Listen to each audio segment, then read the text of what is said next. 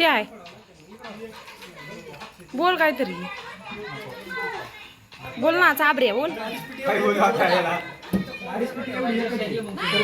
हा म्हणलं काय बोलायला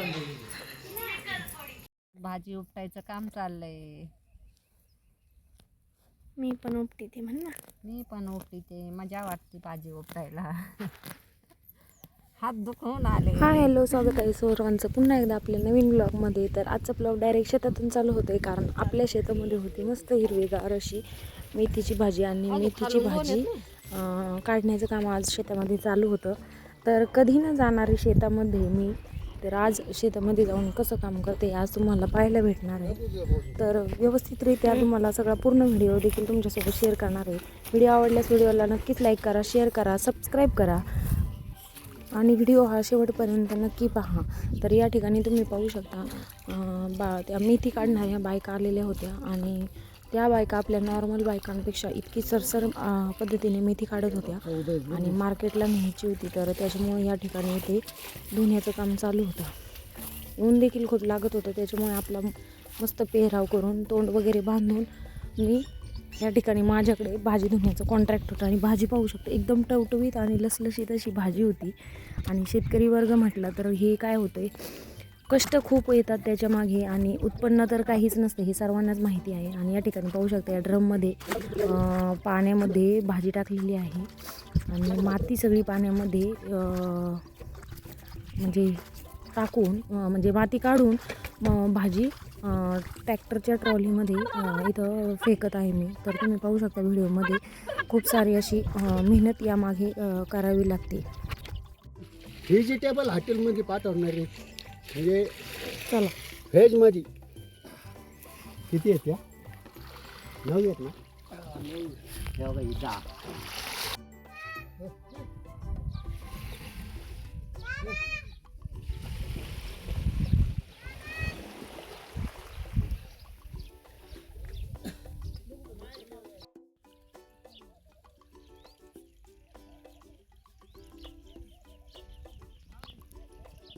आपल्या शेतामध्ये टोटल 8 बायका आलेल्या होत्या सगळ्या मेथी काढण्यासाठी. आणि सुरुवातीला व्यापारी वर्गाने तर येतो म्हटले आणि त्यांच्या नादामध्ये ही भाजी मार्केटला जायची ठेवून ते आले पण नाही, काहीच नाही. त्यामुळे डोक्याला असा ताप झाले. त्याच्यामुळे इकडंच ह्या बायका वगैरे बोलून इकडं चाललेलं होतं मेथी काढण्याचं काम. आणि सुंदर अशा पद्धतीने इतकी डोळ्यात घालणारी भाजी काय सांगतो मला. आता मार्केटमध्ये भाव चालू होता त्याचा, पण आता पाहूयात मार्केटला गेल्यावर कितीचा रेट भेटतो ते. आणि आमचं असं टार्गेट होतं 1 किलो मेथी मागे निदान 100 तरी जुड्या निघल्या पाहिजेत असं टार्गेट होतं. तर पूर्ण टोटल काउंटिंग झाल्याच्यानंतर समजेलच किती निघते काय निघते. आणि आजचा उतार असा बघण्यासारखा होता, काही विचारता एकदम असा म्हणजे पूर्ण गावरान अवतार होता. तर चला तुम्ही व्हिडिओ कंटिन्यू करा आणि शेवटपर्यंत नक्की पहा. नाही याच्यामध्ये पाणी वाटायच्या ऐवजी थोडं पाणी आलं ना, थोडं पाणी गेलं खाली, मग काय इथं वाटत हो नको नको.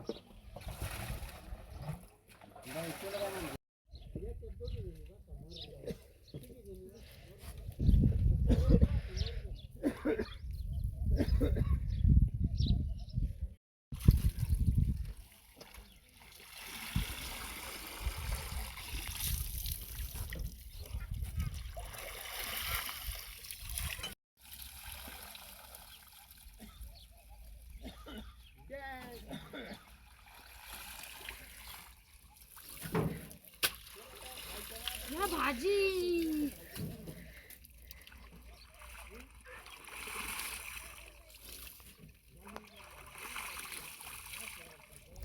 कधी न शेतात जाणारी मी असा अवतार करून बसले होते. आणि माझं चाललं होतं भाजी त्याच्या पाण्यामध्ये बुचकळून ट्रॅक्टर ट्रॉलीमध्ये टाकण्याचं काम चालू होतं. तर या ठिकाणी खूप म्हणजे खूप पायाला पण त्रास होत होता, पण काही माणसं मॅनपॉवर कमी असल्यामुळे काम करावं लागतं. शेतकरी कुटुंबात आहे त्याच्यामुळं थोडंफार आपण ॲडजस्टमेंट करू शकतो. जॉब जरी करत असले तरी आपण शेतकरी आहोत आणि त्याची कामाची कसली लाज वाटायची. त्यामुळे आपण प्रत्येक काम हे निसंकोचपणे केलं पाहिजे. त्यामुळेच मी ह्या ठिकाणी भाजी धुवून ट्रॅक्टर ट्रॉलीमध्ये टाकत होते. तर सुंदर अशा प्रकारे मी माझं काम करत होते आणि इकडे काही क्षणाच्या आतमध्ये त्या बायकांनी सरसर भाजी काढलेली होती. आणखीन इकडं 2-3 वाफे होते आणि पाणी न दिल्यामुळे भाजी थोडी जड जात होती. त्यामुळे आणि करतातही काय, कारण आधी द्यायची होती भाजी, पण व्यापारी उन्हाच्या उष्णतेमुळे ती पूर्णपणे सुकून गेली होती. त्यामुळे थोडी फार जड जात होती. भाजी उपटायचं काम चाललंय. मी पण उपटीते म्हण ना. मी पण उपटीते, मजा वाटते भाजी उपटायला. हात दुखून आले. ओके. आणि या ठिकाणी दुपारी 3 वाजल्यापासून दुपार दिवस जाईपर्यंत आपलं काम चालूच होतं आणि सुंदर असा सूर्यास्त देखील तुम्ही पाहू शकता. अगदी सुंदर असं मन भरून येणारा हा सूर्यास्त होता. यासोबतच आजचा व्हिडिओ मी या ठिकाणी व्हिडिओ आवडला तर व्हिडिओला नक्कीच लाईक करा, शेअर करा, सबस्क्राईब करा. चॅनलवर नवीन असाल तर नक्कीच खूप सारा सपोर्ट द्या. आणि यानंतर संध्याकाळचं थोडंफार रुटीन मी तुमच्यासोबत शेअर करते, ते देखील तुम्ही एन्जॉय करा.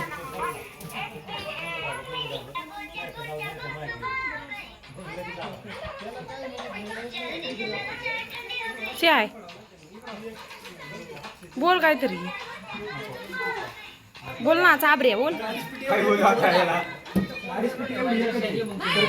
हा म्हणलं काय बोलायला